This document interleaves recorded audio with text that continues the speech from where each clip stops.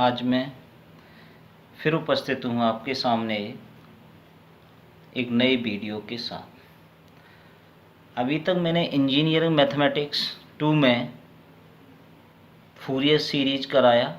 Fourier series में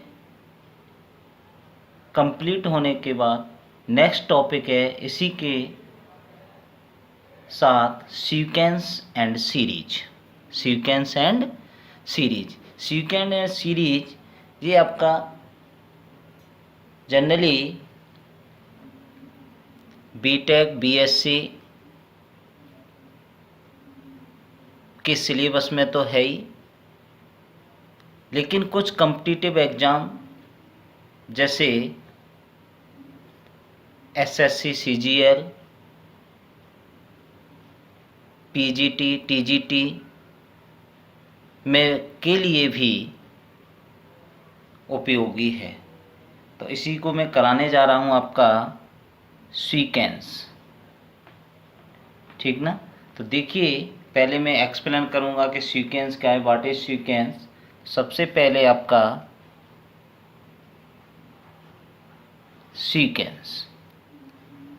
sequence की definition देखेंगे आप।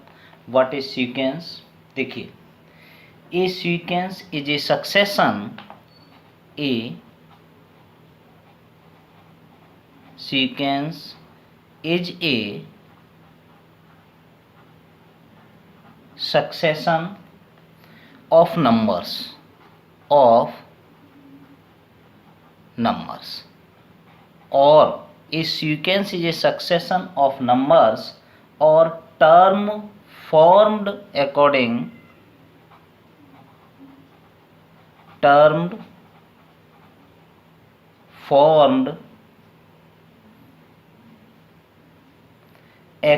to some definite rule.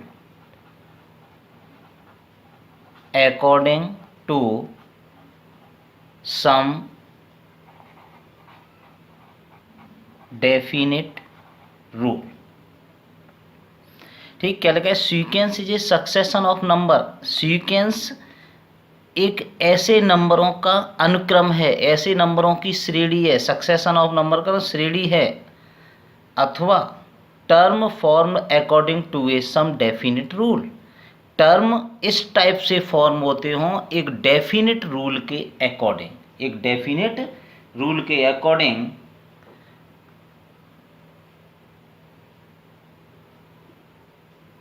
Definite rule is called sequence, ठीक। तो देखिए, और in other words second definition type में देखिए और समझ आएगा आपका। A set of numbers, a set of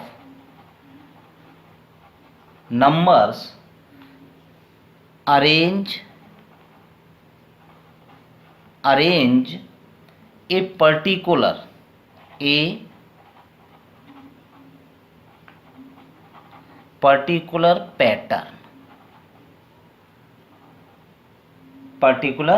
pattern is called the sequence, ठीक।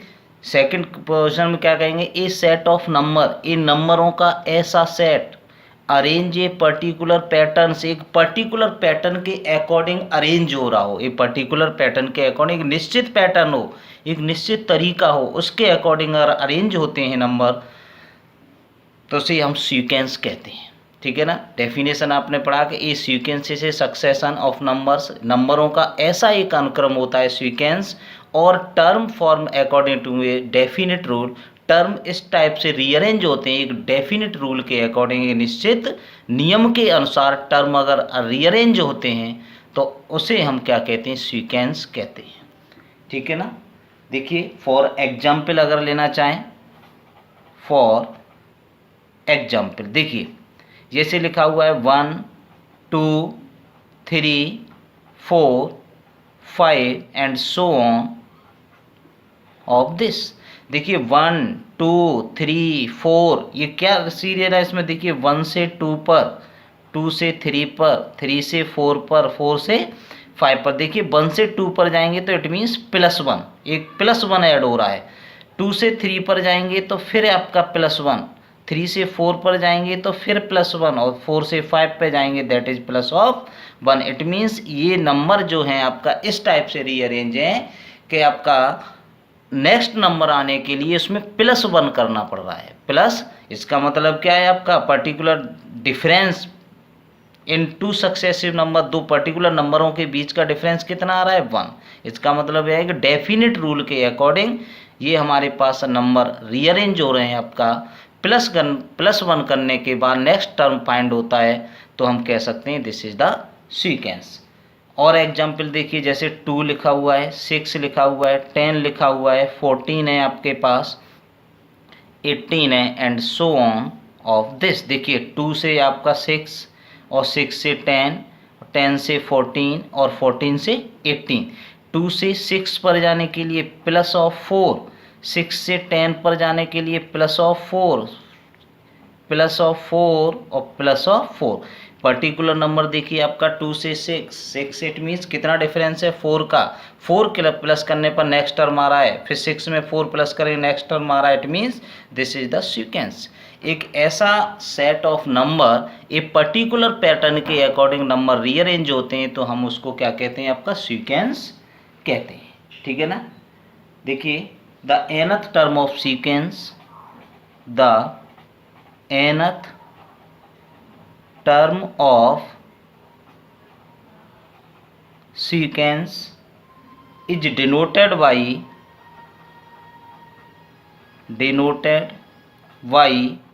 un। ठीक है ना। सीक्वेंस के nth टर्म को हम un से रिप्रेजेंट करते हैं या un से डिनोट करते हैं। ठीक। If now let un equal to, generally आप लेट कर लीजिएगा 2n - 1। nth टर्म कोई भी आपका सीक्वेंस का un equal to 2n - 1, then we find the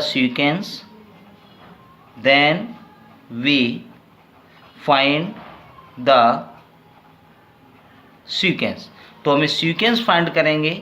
कैसे फाइंड करेंगे सीक्वेंस आपका, we giving the different value of n।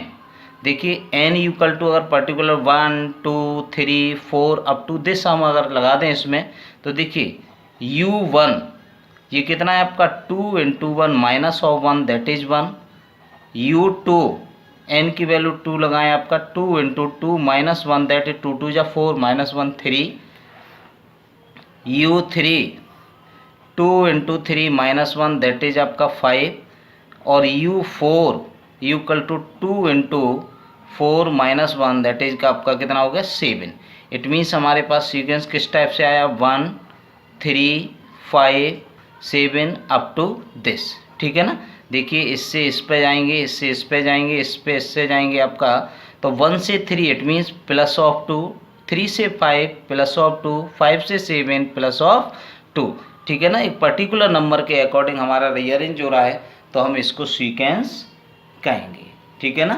अब आपके देखिए सीक्वेंस समझ में आ गया होगा कि सीक्वेंस क्या है, a set of number arrange a particular pattern, एक पर्टिकुलर पैटर्न के अकॉर्डिंग अरेंज होता है, तो हम उसे क्या कहते हैं, सीक्वेंस कहते हैं। देखिए आप इसी में, a sequence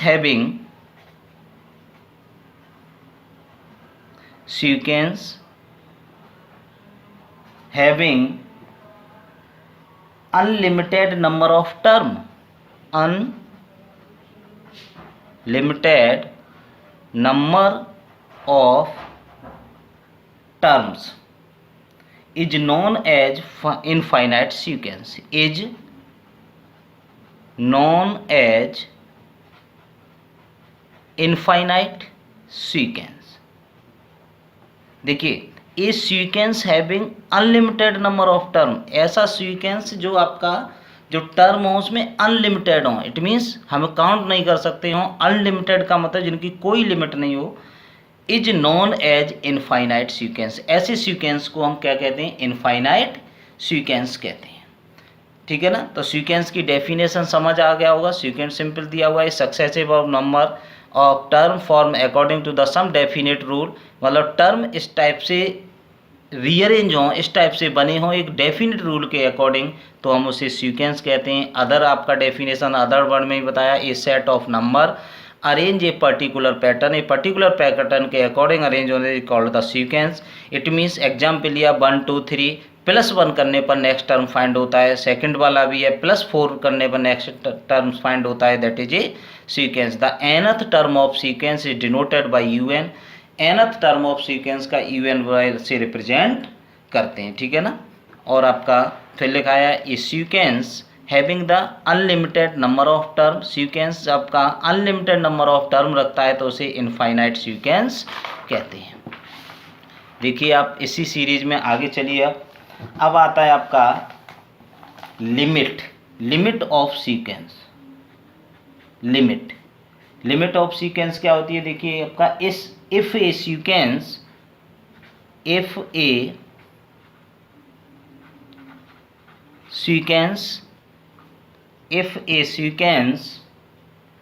tends to the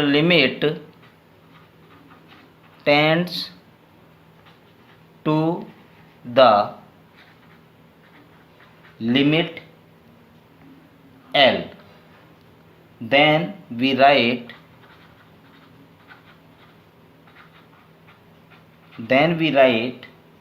देखिए limit n tends to infinity un equal to of l।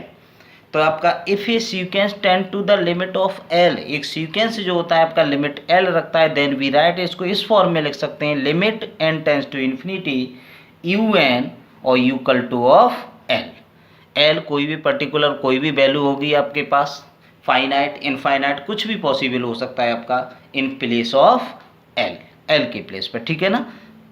तो ये आपका लिमिट ऑफ सीक्वेंस। अब आता है आपका नंबर फर्स्ट, इंक्रीजिंग सीक्वेंस।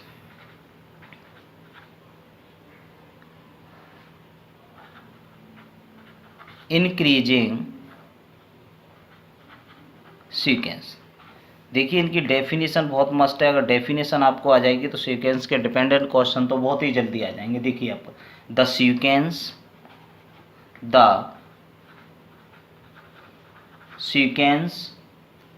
देखिए sigma n equal to 0 to m an is said to be increasing,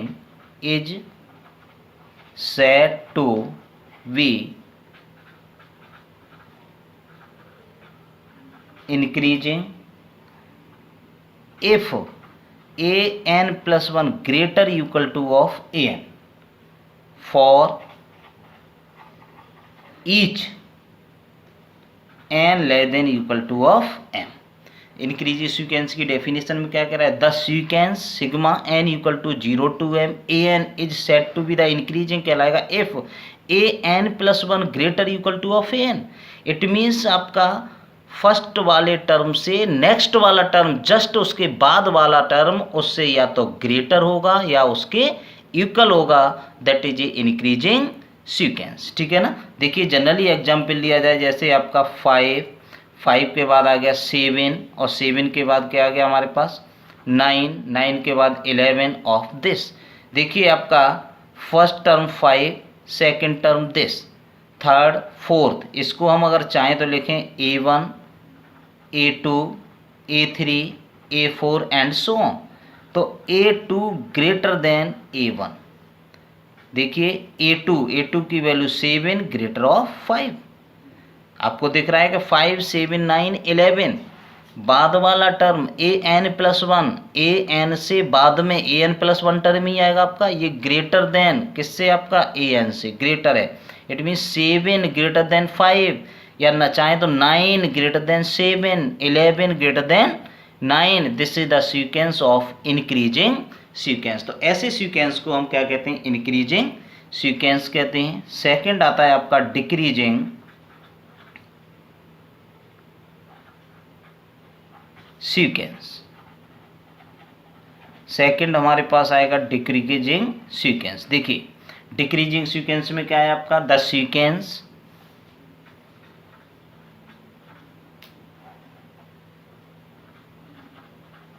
decreasing the sequence sigma n equal to 0 to m and an is said to be decreasing, is said to be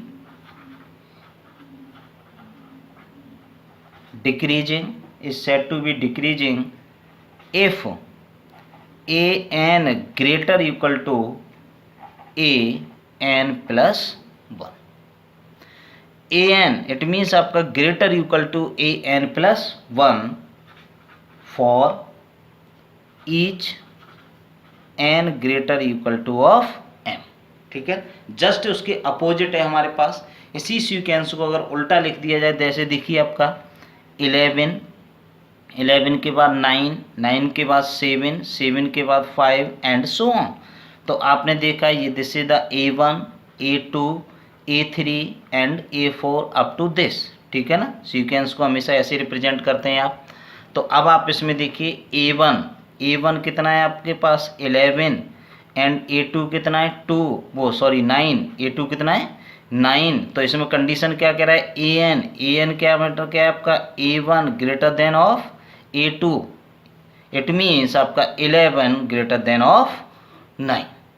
an plus 1 से an term पहले आता है, it means 9 से 11 पहले आएगा, 7 से 9 पहले आएगा, 5 से 7 पहले आएगा। इसमें पहले वाला term is greater than the successive term, अपने बाद वाले टर्म से हमेशा बड़ा होता है। तो ऐसे सीक्वेंस को हम क्या कहते हैं, आपका डिक्रीजिंग सीक्वेंस कहते हैं। समझ आ गया होगा, इंक्रीजिंग सीक्वेंस क्या होता है, डिक्रीजिंग सीक्वेंस क्या होता है आपके पास। ठीक है ना, बिल्कुल सिंपल सा है आपका। और एक एग्जाम्पल लेता हूँ छोटा सा मैं आपका, देखिए एक एग्जाम्पल है आपका,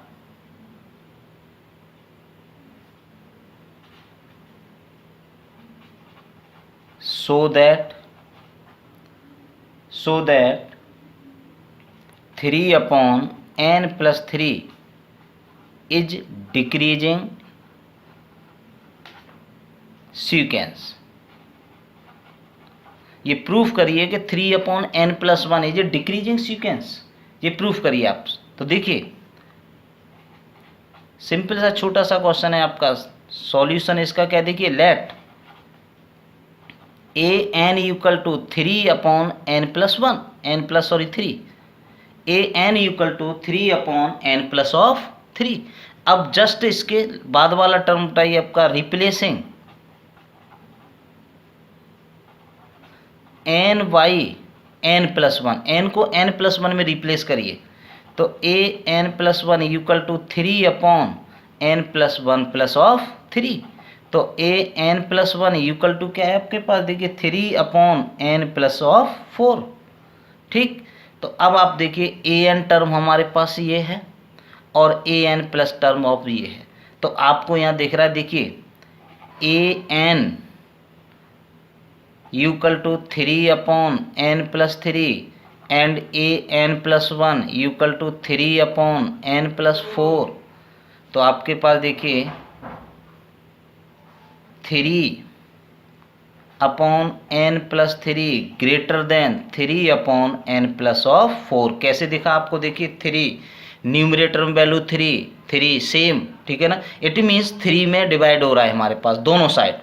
N plus 3 it means n की कोई भी वैल्यू हुई उसके साथ 3 प्लस करने पर इसमें डिवाइड हो रहा है। यहाँ एन प्लस 4 इट मीन्स बड़े नंबर का डिवाइड हो रहा है। जब किसी भी वैल्यू में बड़े नंबर का डिवाइड होता है तो हमेशा स्मॉल वैल्यू आती है नहीं आती है।